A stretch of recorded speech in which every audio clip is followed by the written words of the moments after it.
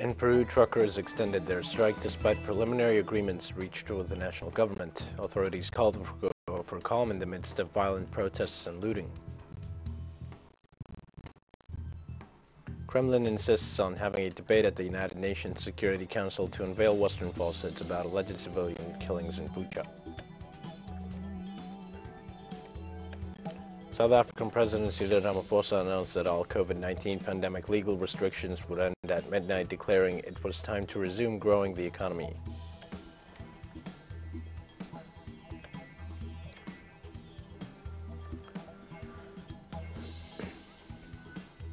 Hi, this is From the South. I am your news anchor, Dio Martin, from the TeleSUR studios in Havana. We begin with the news. In Peru, the preliminary agreement reached between the government and the transportation companies did not meet the expectations of the service providers, and protests have escalated. The government of Pedro Castillo ordered the exoneration of fines and taxes on 84 and 90 octane gasoline, a measure that collective carriers workers consider insufficient. This measure responds to only one of the demands included in the list of directives that the transport union requires to put an end to the protests. For this reason, the demonstrations proliferated and spread throughout the regions, where the highways remain blocked and, in some cases, have attacked government facilities.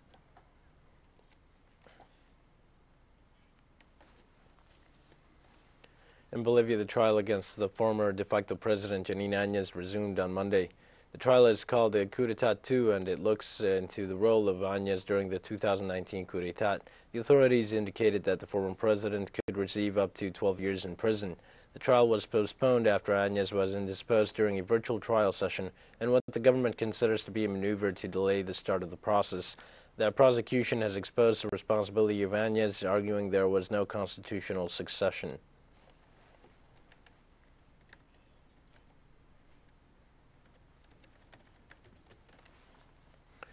The Bolivian representation presents its arguments before the International Court of Justice in the Netherlands regarding Chile's claims for the waters of the Silala River. In the past statements at The Hague, the Chilean delegation acknowledged that the waters originate in Bolivian territory and that the work of a private company channeled this tributary to Chile. According to the Bolivian ambassador and spokesman for this process, Sebastián Michel, his country will base its position on scientific information about the course of the waters, avoiding discussions based on historical documents. This is the second time that both nations have gone to trial over the tenure of the waters. In this process, Bolivia hopes to demonstrate that the waters of the Silala were diverted by Chile, while Chile hopes to show that the river is international.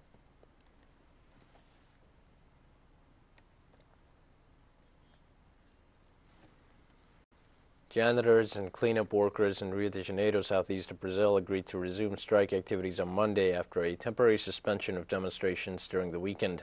The protests retaking come after the cleanup workers' unions rejected the last proposal made by City Hall, but decided to make a hiatus to temporarily return to the services to collect the city's garbage due to the rains and avoid further inconvenience to the population. The Union of Workers of Cleaning and Conservation Companies of the municipality reported that in the last 3 days the mayor's office has not presented any satisfactory proposal for the employees of the municipal urban cleaning company.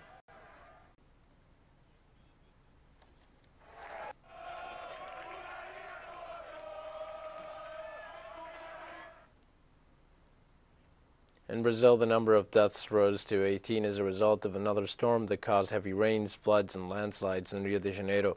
Police officials declared that the new 7 dead were a woman and her 6 infants who were buried by a landslide caused by heavy rainfall in the city of Paraty. The civil defense of the municipality of Angra dos Reis announced another 8 fatalities in the town, and the fire department later reported a 9th loss, all found on Sunday. On Friday, the city of Paraty declared a state of emergency due to rainfall just on the date when a landslide destroyed a federal highway police post, with no fatalities or injuries reported by then.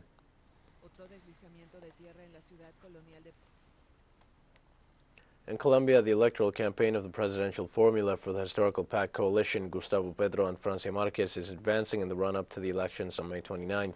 The couple for the historical PAC began a national tour called the 4 Cardinal Points on Friday. The candidates arrived on Sunday in Tumaco, the department of Nariño, where the first stage of the campaign activities culminated. In all these places, Petro and Marquez presented their government plan and listened to the proposals of the inhabitants, with whom they ratified their commitment to a change in the country.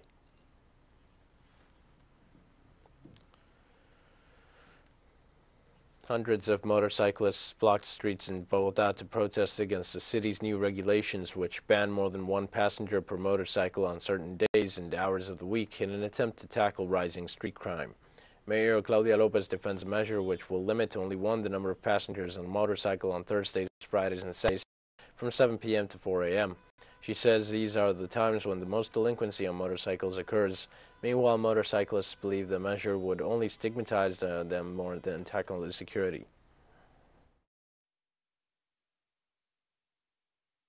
We are protesting because we are tired of the persecution that the police have against us.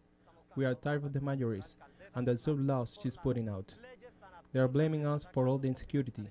Now, if there is a robbery, it is taken for granted that the motorcyclists are responsible. On Monday, Cuba's health ministry announced the easing of COVID-19 restrictions on travelers arriving from abroad, as the Caribbean nation will no longer request a negative PCR test or a vaccination certificate as mandatory for travelers entering the country. According to Cuba's health officials, this decision considers the international and national epidemiological situation and the levels of immunization achieved against the coronavirus. The top official of epidemiology, Director Francisco Duran, announced that the new policy will take effect as of Wednesday. However, authorities will continue to carry out random tests at the island's entry points and maintain the mandatory use of masks. The measure is part of the relaxation in the requirements for tourists that Cuba has been taking since the end of 2021. On November 15th of that year, the country stopped requiring travelers to be quarantined after overcoming several months of rising infections.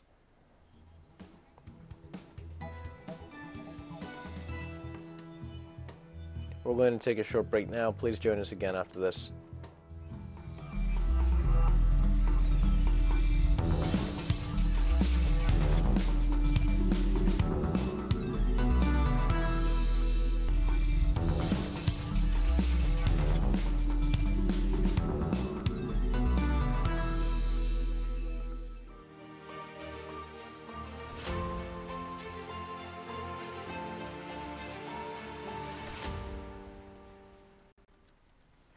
Hi, and welcome back to From the South. The Russian government on Monday rejected all accusations for the alleged massacre committed by Russian troops in the Ukrainian town of Bucha. Russian Foreign Affairs Minister Sergei Lavrov branded the situation created around the Ukrainian city of Bucha as a slander and said it is a direct threat to international security. In that regard, he denounced that a staging was prepared there, and that is what's being spread through all news outlets and all social media by the Ukrainian representatives and their Western sponsors, saying the images were recorded after the Russian troops had left the place. Lavrov also said that Russia sees such provocations as a direct threat to world peace and security, and therefore called for an urgent meeting of the United Nations Security Council.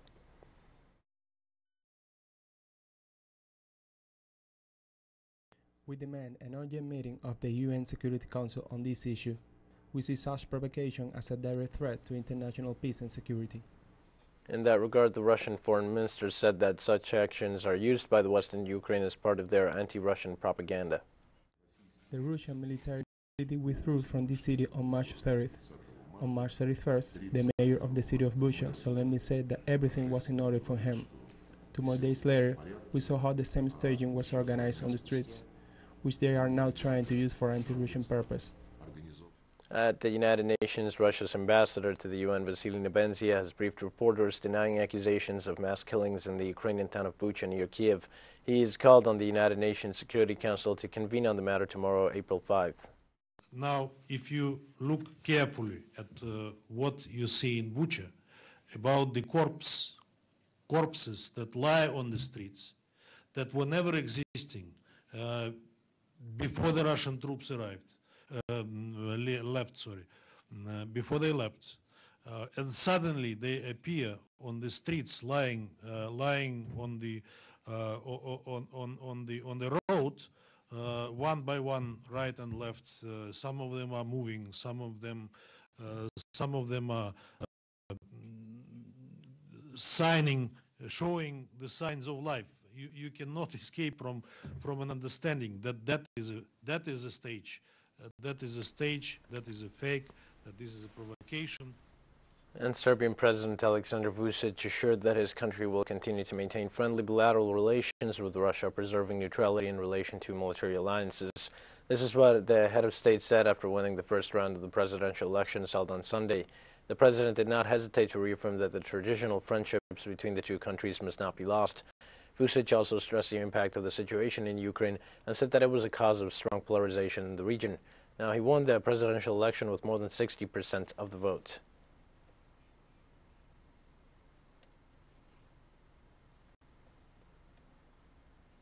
German Federal Finance Minister Christian Lindner said in an interview published in the national media that his country is being affected by the situation in Ukraine. Now they are compelled to pay for imported energy above the usual price. He admitted that the government cannot replace a loss of prosperity and can only soften the larger blows. He acknowledged that the end of Russian hydrocarbon supplies would have noticeable and serious effects for the country. The repercussions, Lindner said, would go beyond money because it will affect the physical availability of energy for citizens.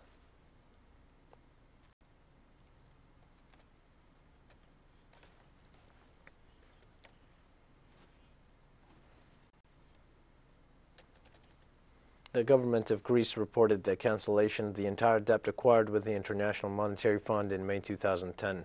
The National Finance Minister Christos Stakouras announced on Monday, April 4th, that his nation had completed the payment of its debt with the IMF, acquired in May 2010 when Greece turned to the fund for financial support. The head of the Finance Department described this as a very positive event, the result of the current government's economic policy, and at the same time it sends a signal of economic stability and it saves the public purse €230 million.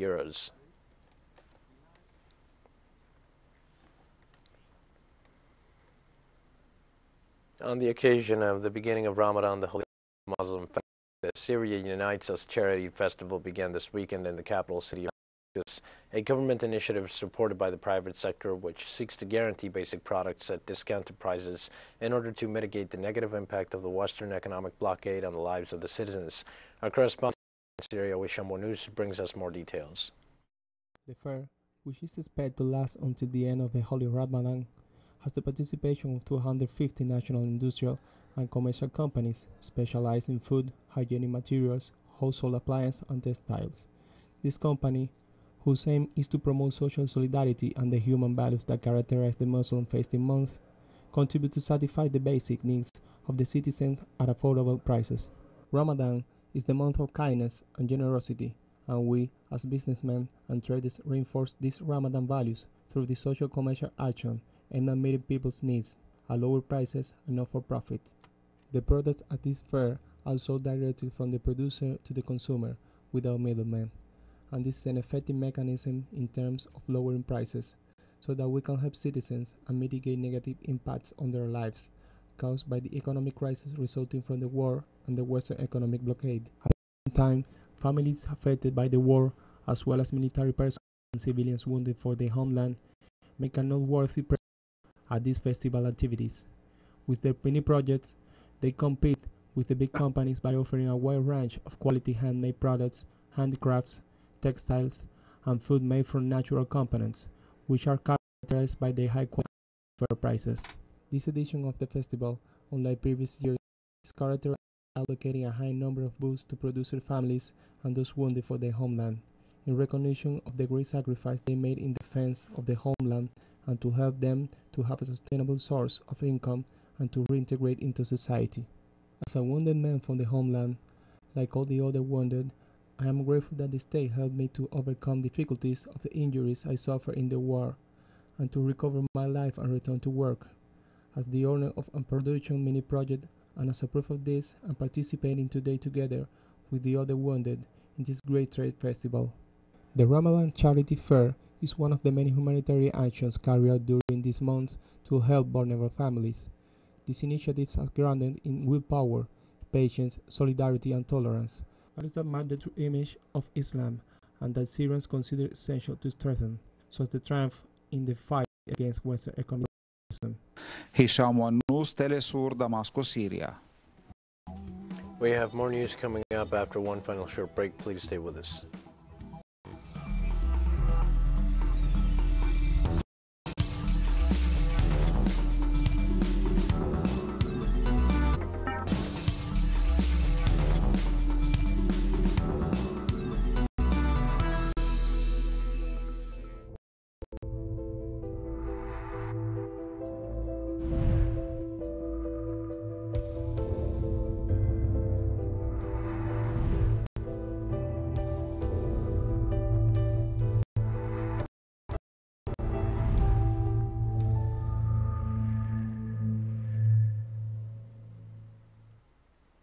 Hi and welcome back. On Monday, President Cyril Ramaphosa announced that all COVID-19 pandemic legal restrictions would end at midnight, declaring it was time to resume growing the economy or expanding it.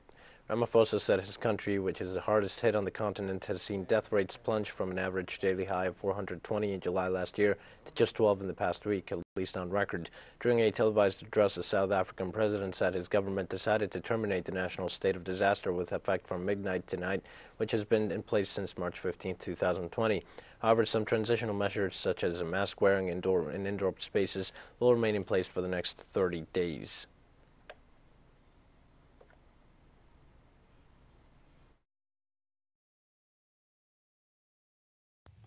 Since the requirement for a national state of disaster to be declared in terms of the Disaster Management Act are no longer met, Cabinet has decided to terminate the national state of disaster with effect from midnight tonight. This means that travelers entering South Africa will need to show proof of vaccination or a negative PCR test not older than 72 hours. If a traveler does not submit a vaccine certificate or proof of a negative COVID-19 test, they will be required to do an antigen test on arrival. In China, nearly 40,000 doctors from different areas of the countries have been sent to Shanghai to help contain the current coronavirus outbreak. The National Health Commission reported that more than 11,000 doctors have taken on the responsibility of working at temporary hospital facilities, and over 23,000 medical workers are responsible for collecting DNA samples. In the last 24 hours, the Shanghai region has reported 425 cases of local transmission of COVID-19. Meanwhile, authorities will continue to implement strict lockdowns until further notice.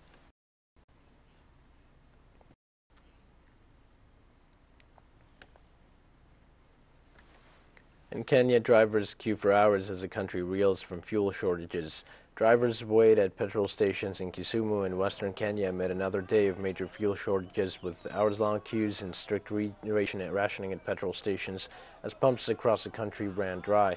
The government blamed for the snaking lines of browsers that worsened over the weekend. Oil dealers said they were owed outstanding subsidy payments from the state. The Energy and Petroleum Regulatory Authority said that the government was working to settle all arrears owed to the dealers, but the government blamed hoarders for the shortfall and insisted it had sufficient reserves to supply the East African nation. According to sources, a crunch began last week in Kenya's west following a row between oil marketing companies and the government over subsidy payments. I carried the fuel tank of my bike because I could not push my bike to this place because of the distance. When I carry a jerry can, they don't sell to us, saying we are going to sell the fuel. So I have decided to remove the tank and walk with it. And if I don't get fuel, I won't return home because my children won't have anything for food. I then won't let me leave home without giving them food. The Confederation of African Football President Patrice Motsepe visited Ivory Coast, host of next year's Africa Cup of Nations, and commented on the country's upcoming election of its football federation ahead. The Confederation's president said he was reassured by the progress made by the Ivory Coast on a visit to the next Africa Cup of Nations hosts on Monday. This Cup of Nations will be from June to July of 2023. The West African country is building or renovating 6 stadiums for the competition. 3 are almost finished at the 60,000 capacity National Stadium in Abimpe, as well as a 40,000 seat venue in the central city of Bouake, and the 20,000 capacity ground in Yamoussoukro. Motsepe said Ivorian football deserved unity and insisted there would be no losers in upcoming elections for president of the country's football federation.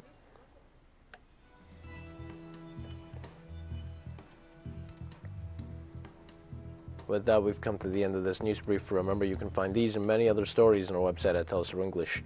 You can also join us on social media for all the latest news. We're on Facebook, Twitter, Instagram, and Telegram. For TeleSUR English, I am Dio Martin. Thanks for watching.